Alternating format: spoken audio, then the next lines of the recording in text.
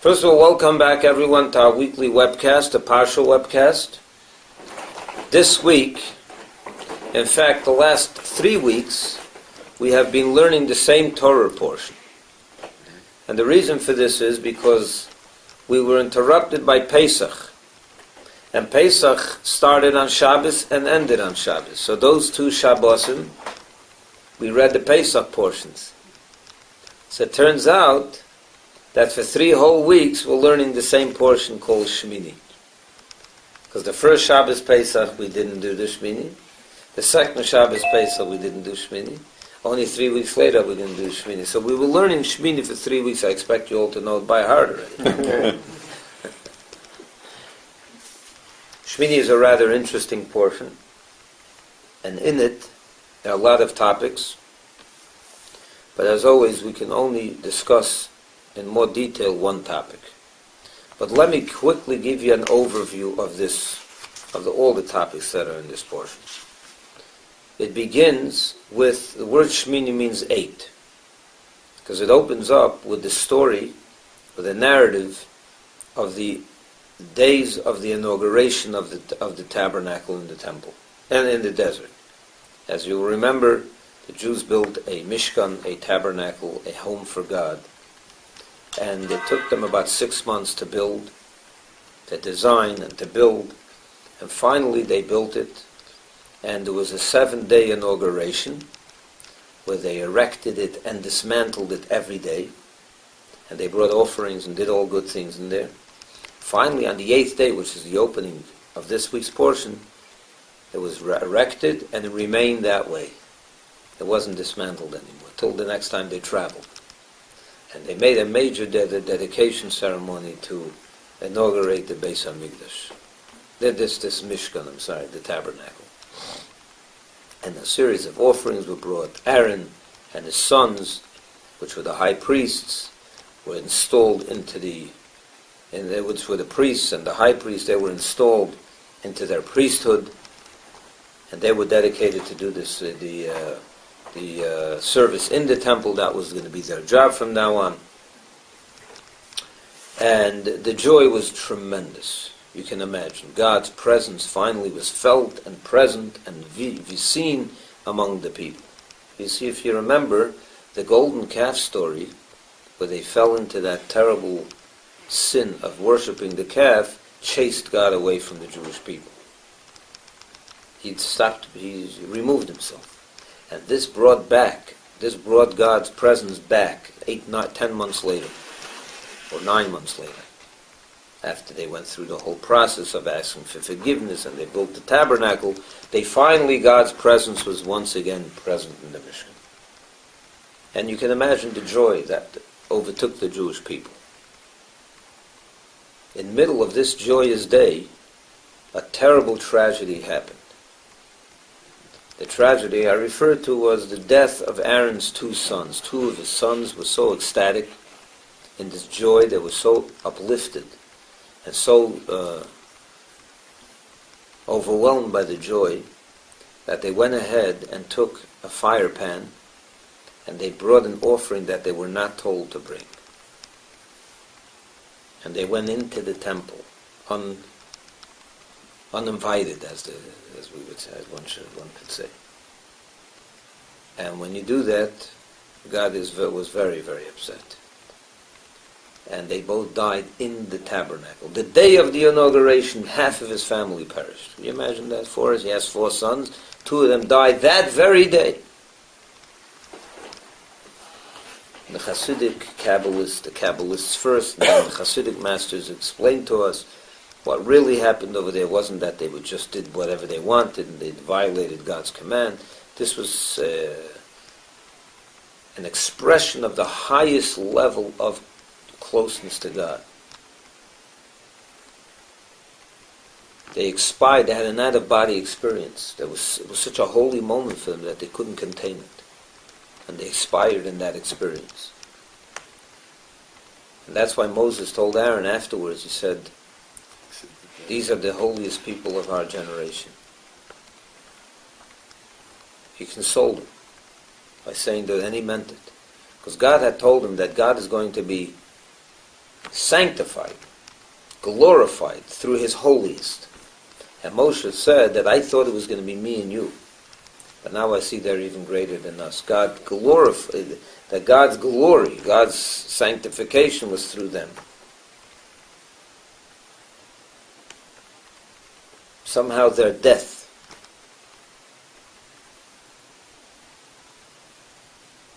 brought a certain glorification of Hashem. The whole experience, which we won't get into now. But that's what Moshe said. So they were no simple people that just went in there and, doing whatever they wanted, going into the temple uninvited. It wasn't so simple. But after that, God told Aaron that he should never... Our rabbis told us that one of the reasons that they died in the temple was because they were intoxicated when they went in with wine. In those days, I guess, even today, people, to get themselves into a higher mood, to move away the external sense, to try to experience something deeper, one method is by drinking. It dulls the outer senses and it makes you more in touch with your inner self. So they did that, to get in touch with their neshama, with the deepest part of their soul. So they drank. And Hashem said that was not a good idea. And don't drink before you come into the temple. That became a very strict law, that a kohen is not allowed to come inside the temple if he drank 3.5 ounces of wine, till he wears off.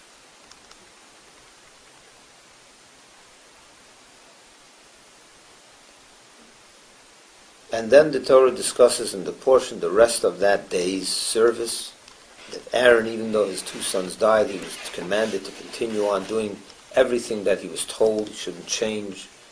You would expect his 2 sons died, he should go out and mourn, and he should be, take a break, right? No, there was no break. God said the whole Jewish world will mourn their loss. You continue doing what you have to do. You're the high priest. And he followed, and he did. He did exactly as he was told. That ends the story of the inauguration of the Tabernacle. The next subject of the portion is the dietary laws of the Jewish people, the laws of kosher animals and kosher fish, and non-kosher animals, non-kosher fish, non-kosher grasshoppers, non-kosher, all the laws of food, what we're allowed to eat and what we're not allowed to eat. And he gives the different signs, what makes an animal kosher, what makes an animal treif, non-kosher, the split hooves, the chewing of its cud, and the 2 signs of a fish are fins and scales, and a fowl, of chicken, of birds, and all the different things. At the end of the portion, the Torah begins to discuss the laws of ritual purity and ritual impurity. And this is a rather very complicated subject. What makes something pure? In other words, the law is that a kohen, it really related to the temple times more, but still some laws of the ritual purity and impurity laws still carry over till today. I'll try to give you a little synopsis of it very quickly. There are different degrees of impurity. The worst degree of impurity is called avi avois hatuma, avi avot. The highest, the most strict or severe level of impurity is a dead person, a corpse. Someone that touches a corpse becomes severely impure. He has to undergo a very serious process of purification. One that involves the red heifer, the red cow, the red calf. We have to slaughter it and then take the blood and mix it into living waters and then sprinkle it with ash. It's a whole procedure.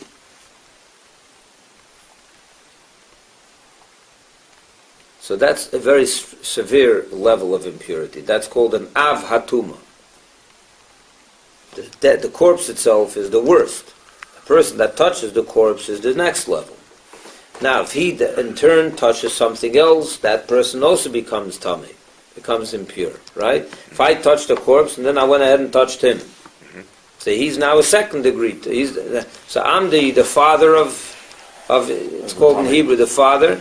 He's called the first level of impurity. He can then turn something else into a second level. There's a third and there's a fourth.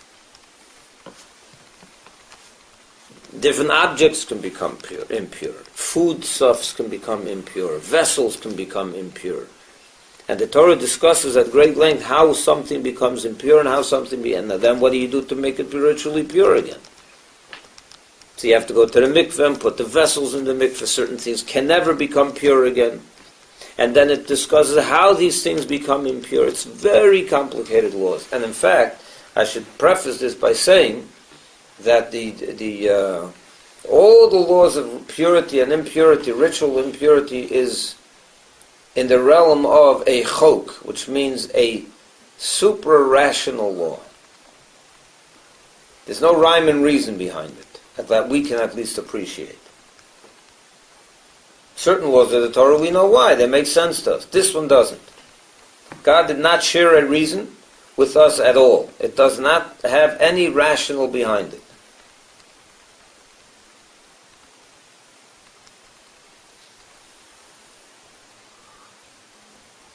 So what I want to zero in now for a few moments is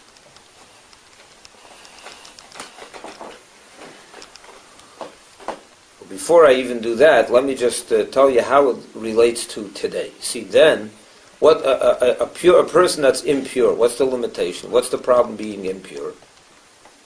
So I touched a corpse, what do I care? Is that a problem? I take a shower, I'm fine. Who cares? The answer is, even if you didn't touch it, by the way, if you came in contact in the same room with it,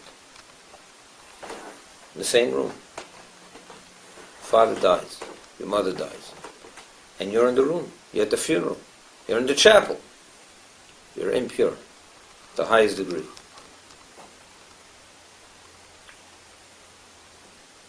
So who cares? What's the problem? What limitations does that put on me? Well, in temple times, it put a great limitation. You couldn't go to the temple. You could not walk into the temple until you purified yourself. Huh? We basically all Tamei today. Today, everyone is Tamei, exactly. We're all Tameim. But today, there's the Kohen, for example, a priest, and Barry is a Kohen, for example. They're not allowed to become impure with a corpse. So he's not allowed to go to a funeral, he's not allowed to be in a room with a dead body, he's not allowed. But he touched other people. True. So even he is talking, when Mashiach comes and he wants to go into the temple, he's going to have to undergo a purification process. But the law is that a Kohen, even till today, is not allowed to come in contact with a corpse. It's a negative commandment in the Torah, placed on Kohenim, that they're not allowed to come in contact with a corpse. Contact doesn't only mean touching it, it means to be in the same room. So a Kohen is not allowed to go to a cemetery. That's why all the Kohenim are buried at the edge. So that the kids can come visit the grave, at least if you put them on the edge, if you stay away four cubits, 4 cubits away from the grave, you're allowed to be there. So the Kohenim are always, a lot of them are buried on the edge. Not every cemetery can do that. But at the Ohel, at the Ohel, they're not buried at the edge. No. So what did the Kohenim do? You have an occasion to that, yeah. I was just in the Ohel. That's what I'm saying, that they did something. They put a Oh, that you were there? Yeah. No, by the Ohel, you're talking about the Rebbe's. Yeah, the Rebbe's, yes. So over there, they made walls. A wall. 2 walls along the whole, from the tent. Right. If you haven't been there, you'll not know what I'm talking about. But there's a big tent, a big house with a tent, and then you walk outside to go to the grave, to the Rebbe's resting place. The whole walkway is there's 2 walls. That's about this high on both sides. That makes it a separate entity. so that the Kohanim could walk through. You'll see it, yeah. We used to When have you the go there, box. you'll They see used to it. carry the box. They used to have the box, Yeah. but now they have it much better. Now they have that whole thing. But what happens if a Kohen's father dies and he's buried in the middle of the cemetery? So I was just by the oil a few weeks ago, and the Kohen gave me a ride home. I'd never ride home from the cemetery to Crown Heights. So I got a ride with a Kohen, Rabbi Manis Friedman's brother. Mm-hmm. He told me I want to make one stop. I want to say a chapter to Hilton by my father's grave. So I said to him, how are you going to do it? He said, watch. The cemetery over there is made up of roads. Like here, you drive up and so his father is buried right by the road. So he went with his car, told the grave, but there's no folk, he can't be outside. So he said the kapitel in his car. The car is a separate covering. It's not, so he wasn't, no problem. He didn't even open the window. That would be a problem. So everything was closed, but his father's grave is right here, and the door of the car is right here, literally this far. And there's no problem because he's in his own entity, his own home, so to say. He's not separate in the car.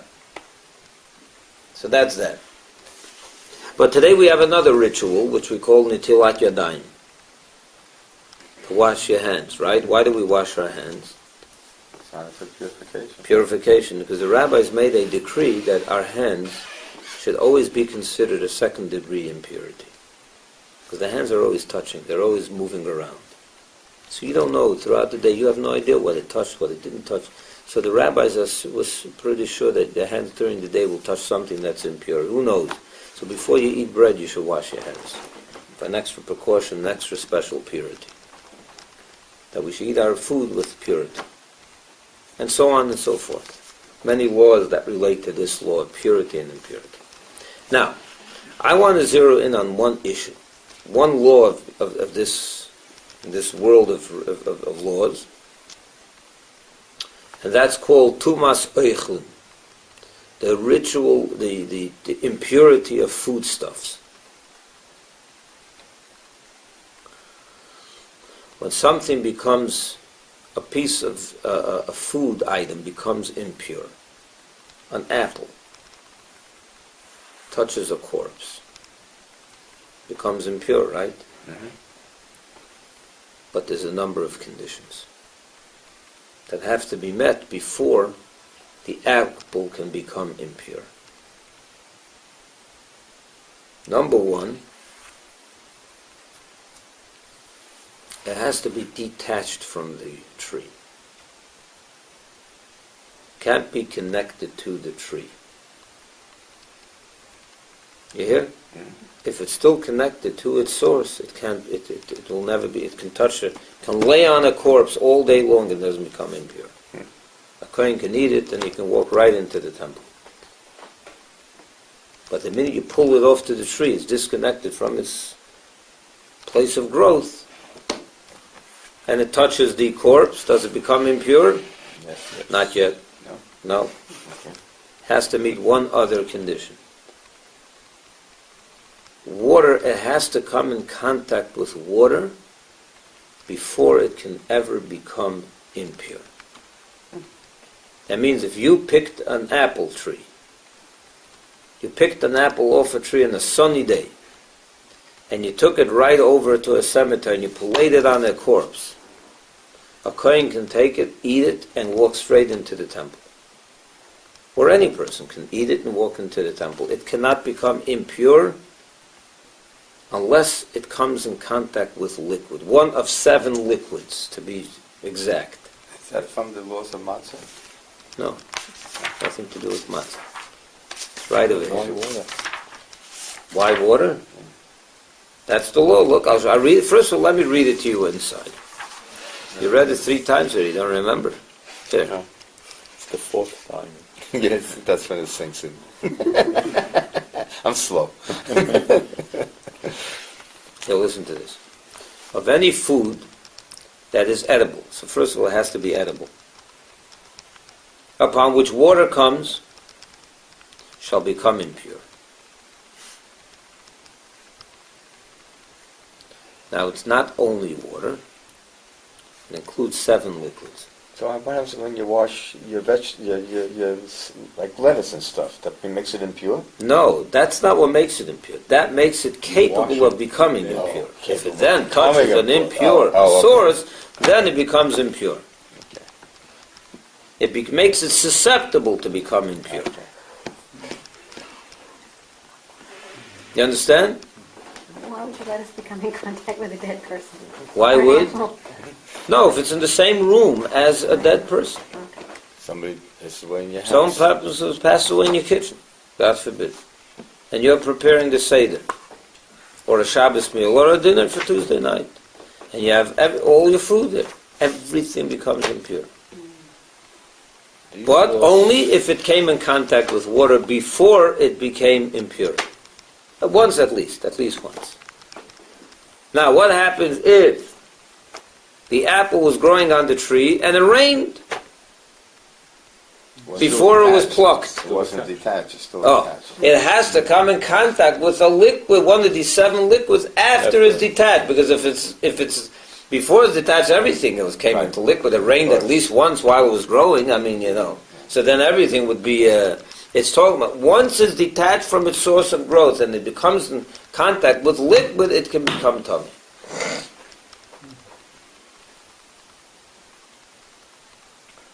You get the picture? Which are the 7 liquids? Water, blood, dew, wine, milk, honey. What did I miss? Bridges? No. The 7 Oil? Oil. Yes. Thank you. Very good. All right. But any other liquid, orange juice, for example, pure orange juice will not do it. Only those 7 liquids, if it came in contact, that foodstuff was soaked or came in contact with those liquids, then if it touches a source of impurity, it becomes impure and the whole process of impurity takes effect. Is this one of the laws that don't make sense? Does any of this make sense to you? That's what Why it those is. It's a 7 super rational Yeah, that's what law. I'm saying. It's one of Yeah, those it's a laws, like the red super-rational heifer again. As I mentioned many times already, all the laws of the Torah at some level are There's no super rational. explanation for it. All the laws of the Torah at some level are super rational. I told you, and I mentioned this many times, even the law against murder is also super rational. We don't know why we're not allowed to murder anyone else. We think we know why. But the pure law of murder is super rational. Because murder doesn't only mean not to kill someone that's 20 years old, healthy, robust individual. Murder is also you're not allowed to kill someone that's 95 years old in bed, in a hospital bed with a terminal illness that's suffering terribly from pain, and he's begging you to pull the plug on him. And all doctors say that there's no way this person can ever live again a normal life, and he's just going to suffer more if you keep the plug in. And he's begging you, please pull the plug out. If you pull the plug out, you're a murderer. Simple and sense, it's that simple. So this doesn't make sense. Murder is not either a rational law, if you get to the real core essence of the law. On the other hand, even what we call the super rational laws, the rabbis have always tried their hardest to give some meaning and some rational to it as well. So let me give you one example of such a thing, where the rabbis took a super rational law like this, that I just described, and explained it spiritually and gave it some life to it, gave it a soul, meaning explained it, understood it spiritually on the psychological human level, and so on and so forth. Let me give you this. Let me engage you for a moment. The law that a apple or any foodstuff is only can become impure once it's plucked off its source of growth. And it says that even if it's pulled off 99%, but it's still on a hair's breadth connected to its source, right? It's still incapable of becoming impure.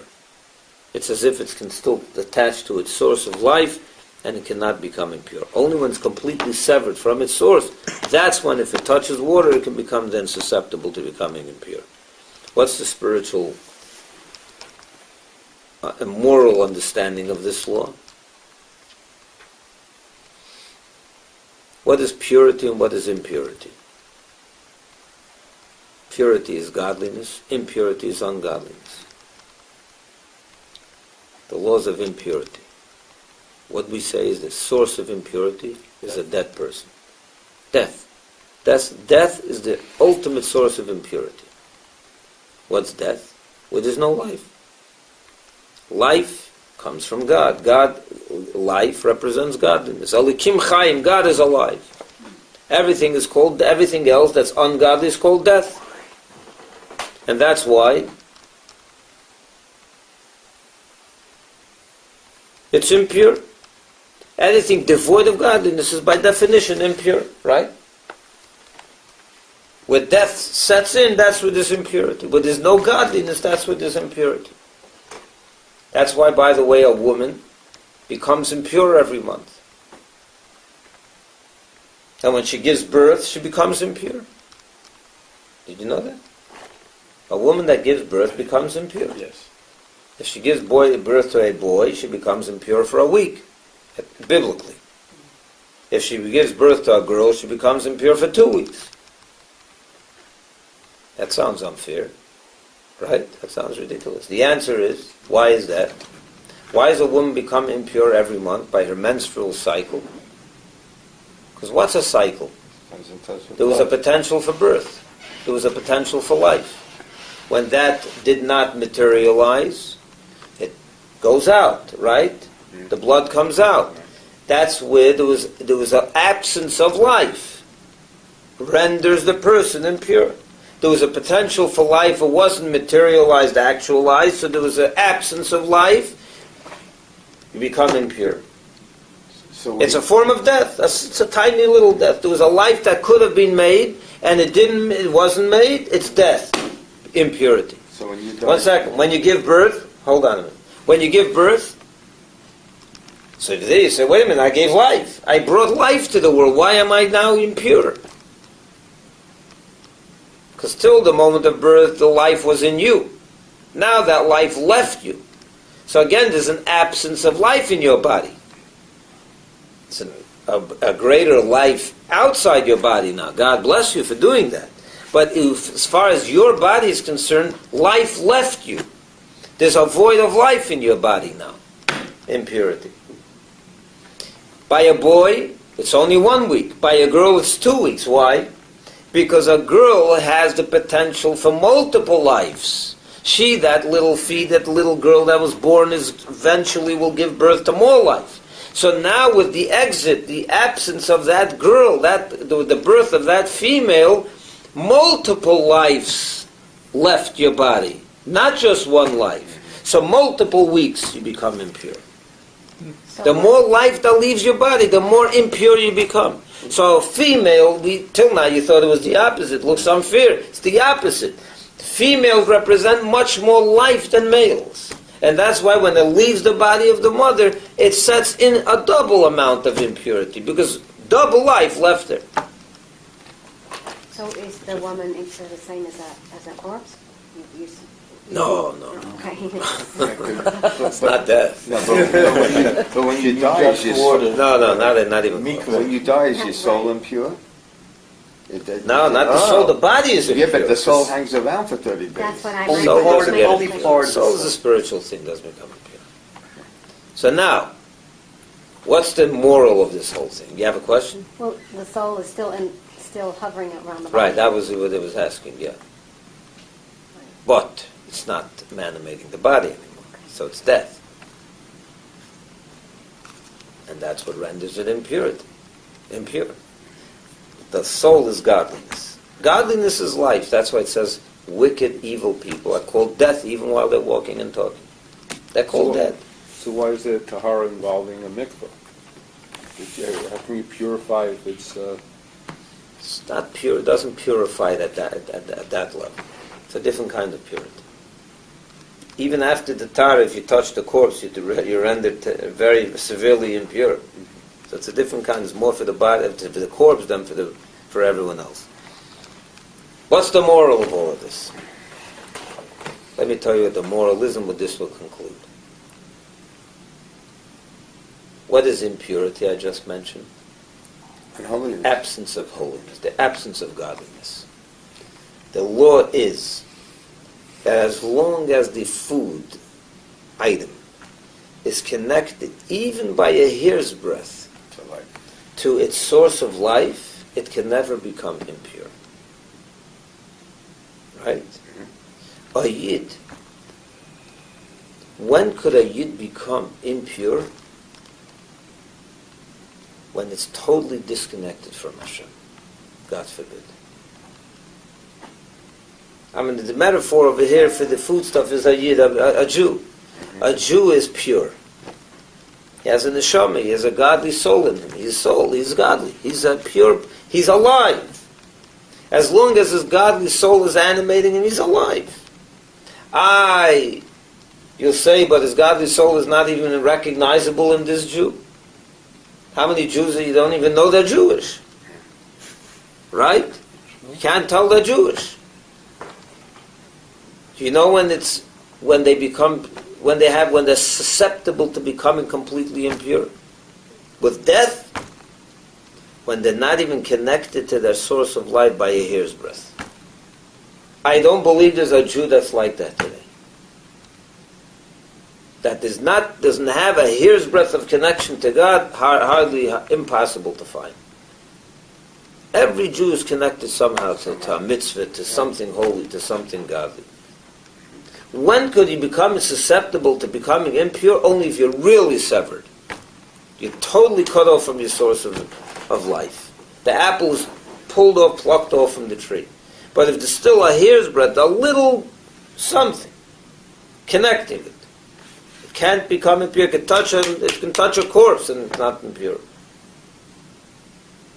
A yid is the same thing. When can you consider a yid susceptible to becoming really pure, ungodly to the nth degree? Only if he's totally severed his relationship. But even if there's a little bit of nurture still, there's a little connection to the tree, to the Eitz HaChaim, to the Torah, which is called Eitz Chaim which is called the tree of life. The Torah is the tree of life.